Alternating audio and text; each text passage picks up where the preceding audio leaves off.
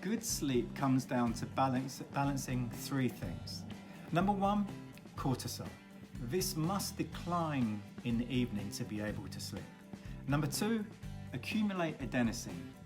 Caffeine disrupts this. And number three, increase melatonin, and screens disrupt this. So number one was cortisol, and stress increases that. And ironically, poor sleep increases cortisol as well. So it's a catch-22. And an increase in cortisol also impairs the immune function. However, cortisol is a good thing if it's in the right time and the right amount. When your cortisol is on a natural hormone rhythm, it is elevated at its peak in the morning around 6 to 8 o'clock and then gradually declines as the day goes on. Now, cortisol is a really important hormone. It's the body's chief waking hormone. For about 45 minutes after you wake up, cortisol is at its highest.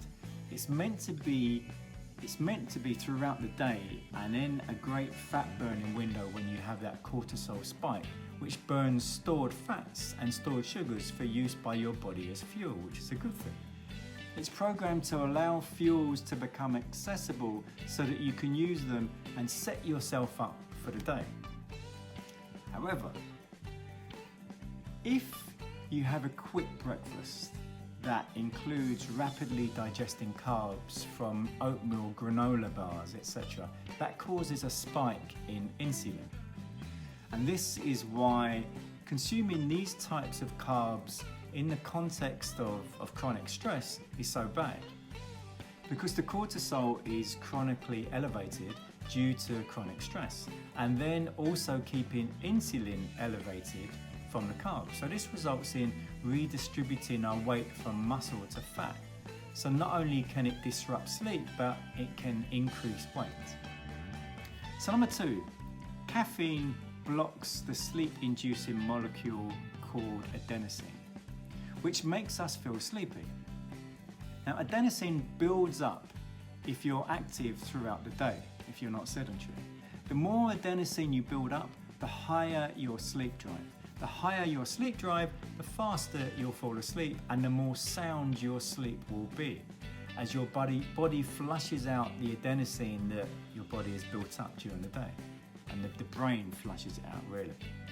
And number three, finally, melatonin. It's an important hormone that at nighttime tells the body it's time to slow down. It's part of the circadian rhythm, and at a certain point of the day, you start increasing your melatonin, and it not only tells your body to go to sleep, but it plays a role in your immune system. It helps fight viruses and decreases inflammation.